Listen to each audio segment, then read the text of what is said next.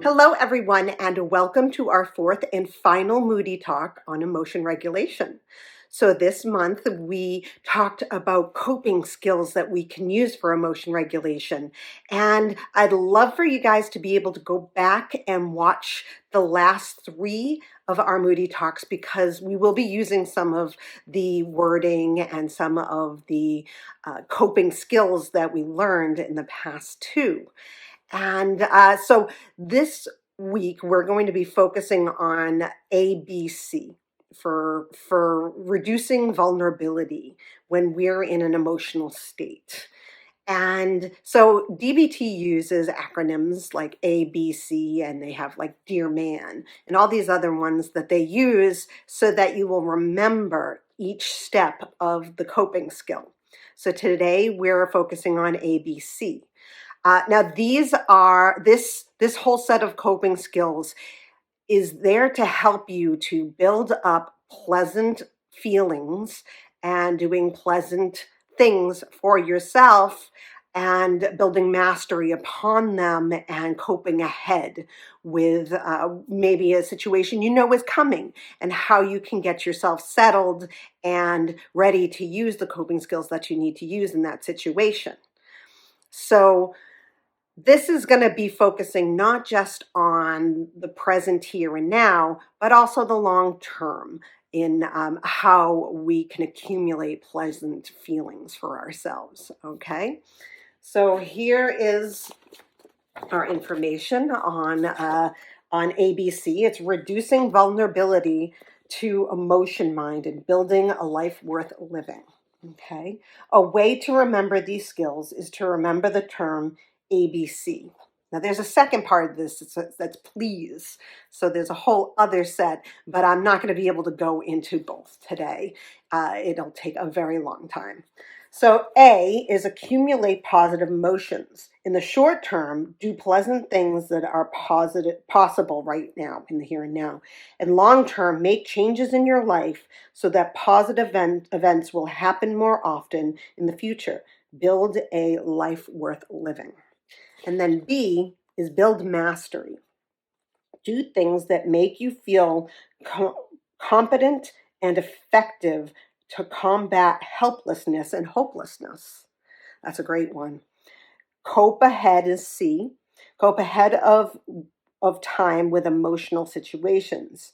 Rehearse a plan ahead to time. Rehearse a plan ahead of time so that you are prepared to cope skillfully with emotional situations. Okay, so we're going to talk about the A in both short and long term. Okay, so accumulating positive emotions in the short term. Build positive experiences now, right now. Increase pleasant events that lead to positive emotions. Do one thing each day from the pleasant events list that you'll create for yourself. And they give me, in the workbook, there are 3 huge pages and 2 columns of all these different pleasant events that you could do for yourself. Some of them are very simple. Some of them, require a bit more of your energy.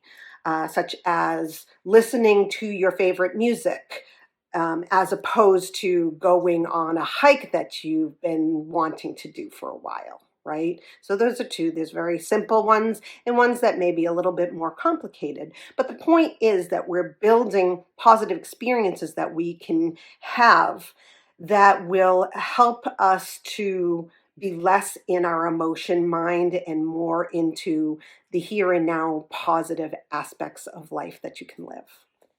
Okay, practice opposite action. Now, we talked about that last week. Opposite action being that, if you're in a situation that has been very negative in the past, learning to push through the event, the experience the next time, so that you're able to be more comfortable with going back into that situation.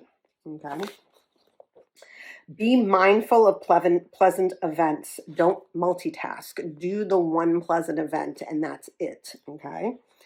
Be mindful of positive experiences. Focus your attention on positive moments when they are happening. No multitasking. Again, no multitasking. You are in this positive moment and experience, and you are having that positive reaction to it. Don't try to add anything else into the mix. Just do that one thing and focus on the pleasant feelings that you get from that. Okay. Refocus your attention when your mind wanders to the negative. So your mind will go to other thoughts. It's all about mindfulness. We can sit there and we can sit in our mindfulness and still have thoughts creeping in, ideas creeping in that is going to try to take us away. But we have to basically, like in Harry Potter, take that out of our mind and put it away while we continue to feel and have those positive experiences. Okay, participate and engage fully in each experience. This means don't have it. You're going to need to do it all, go all the way in with it and enjoy it.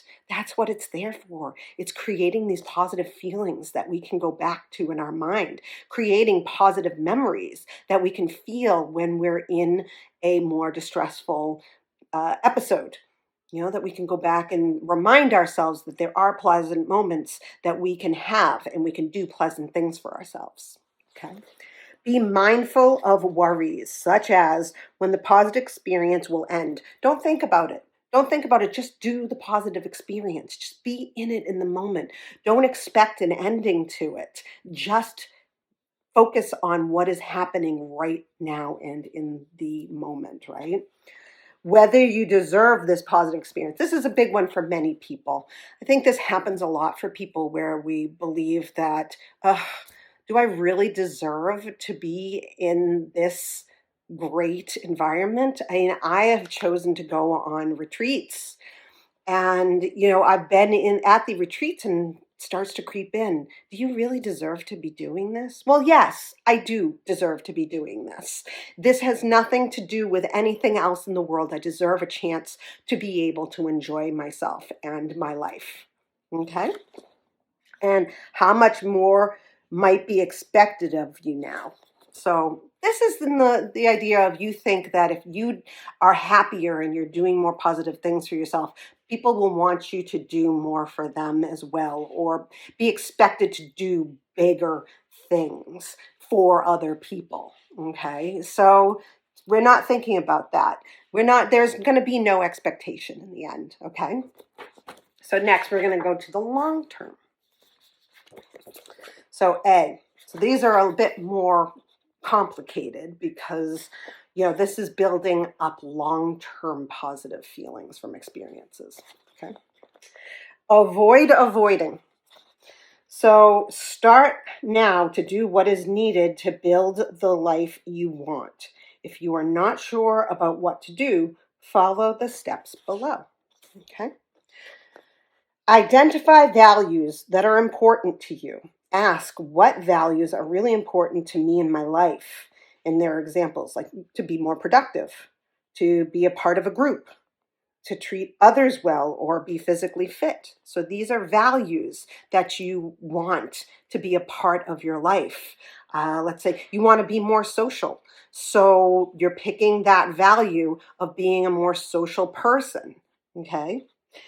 And then we're going to go to identify a few goals related to this value.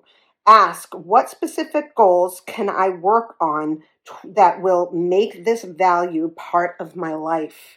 For example, getting a job where I can do something useful and not productive one. Be more active, keeping up with important tasks at home.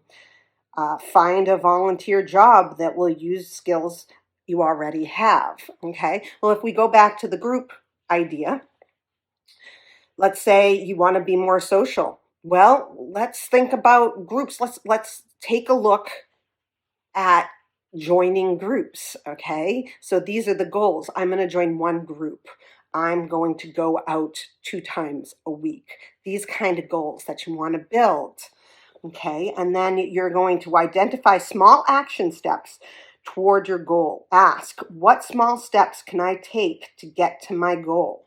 right? So we talked about that. So one step would be to go online, look up groups that are in your area that you might be interested in joining. Could be a women's group, could be a hiking group, those kind of things where you're joining other people to do something so that you are more social.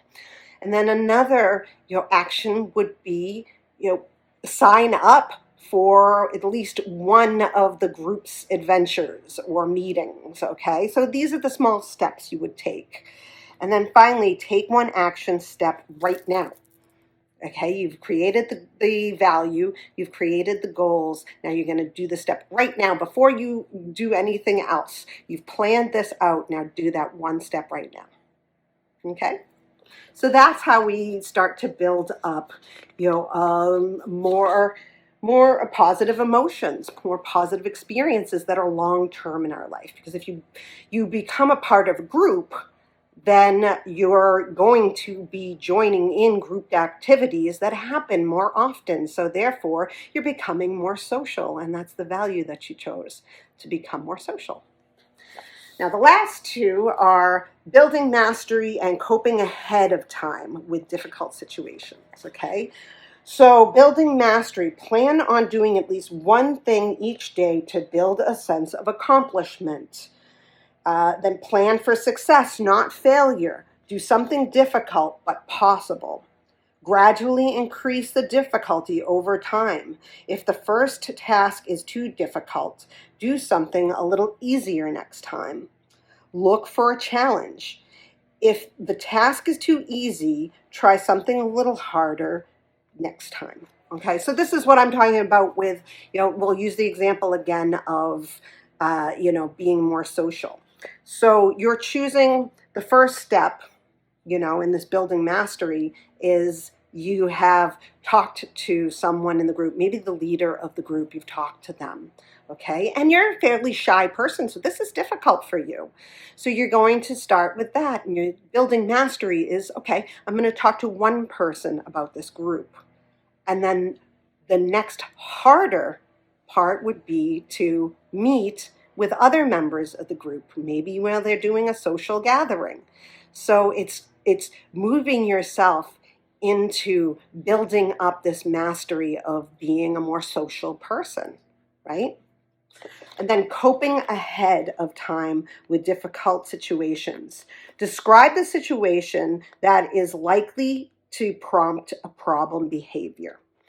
Check the facts, and we talked about that in our second Moody Talk. Be specific in describing the situation. Name the emotions and actions likely to interfere with using your skills. Decide what coping or problem-solving skill you want to use in the situation. Be specific. Write out in detail how you will cope with the situation and with your emotions and action urges. Imagine the situation in your mind as vividly as possible. Imagine yourself in the situation now, not watching the situation.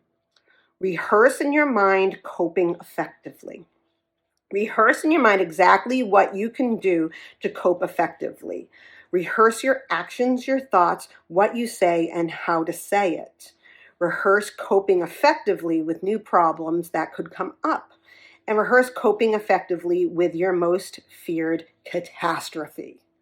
Okay, catastrophizing is a huge thing that a lot of people, especially with trauma, will do, is they catastrophize an entire situation. So for the idea of being in a social situation, if you rehearse ahead of time how, you will join in with, maybe one or two people talking at the same time.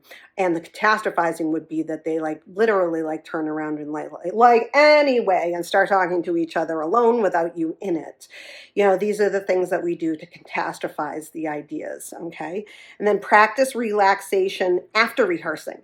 So when you're rehearsing it, and going through what you think might happen in this time, once you've rehearsed this whole idea, so okay, I've walked up to 2 or 3 people who are talking in the moment because I overheard them say something that was, I may be able to talk about. I might be able to give them ideas or experiences that I've had. So let's say you go up and, so you're going to visualize yourself doing this, going up to some people and starting to talk to them about an experience you've had. And, once you have gone through that entire practice of the experience of being in with a group of people and being able to talk to them about your experiences, that kind of thing, then you're going to sit back and you're going to say, wow, that wasn't so bad. And now I'm going to relax, and maybe you'll do some box breathing or something like that that will help you to calm down, all the feelings, the anxious feelings you may have inside about it, right? So with the ABCs, what we're trying to do is building short-term and long-term ways of making us feel positive about our experiences. In this way, we will be able to build that toolbox of coping with with emotion regulation and learning to understand that a difficult situation is not always forever. And there are these positive things that we can do with ourselves in our lives that we love to do, right? And then building mastery of those things so that, when we start to create values for ourselves and goals within those values, that we keep working on those. We don't stop at just the idea of things, that we actually do the things that we're talking about, like social situations. I want to get out. I want to be more social with people. Therefore, I'm going to learn more about groups that I can get involved with, or get introduced to people that I may have interests with, that kind of thing. But we're going to keep going. We're not going to just stop at, okay, well, I met one or two people and that was fine. You're going to keep going with this. You're going to keep pushing towards being more social. And being more social and being out there can create its own positive emotions for you.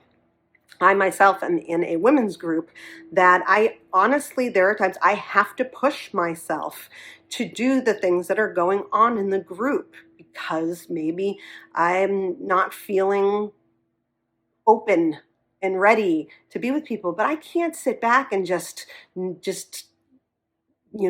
bleed into the couch watching TV. I need to push myself in order to create these positive experiences that I always have with this group, that I remember and I love, and I can think back to when I'm in a more negative experience, right? And then there are times where I will feel very nervous about going to a group activity. So I do need to cope ahead and build that toolbox of coping skills that I can bring with me, as well as build up beforehand so that I understand what I can do for myself when I get into the situation, if it should turn to something less positive. So that is ABC. And I think it's a wonderful way for us to create positivity in our lives, even when we're going through very dark times in our lives. It's remembering that the negative or difficult experiences don't last forever, and that there are wonderful positive things that we love to do. We love to go for walks on our favorite path. We love to listen to this album that has always brought joy to us. These things that we can do for ourselves when we're not feeling uh, in the right space. Okay, so that is ABC, and this is the end of our emotion regulation series. So if you have any questions or comments, please DM me or put them in the comments. Let me know what you think. If there's anything else you'd like to learn more about, I'd be happy to talk about. And we will see you next month with distress tolerance. So this is another part of DBT where we build coping skills to help with distressful situations. Have a great rest of your week, and we will see you next month. Bye.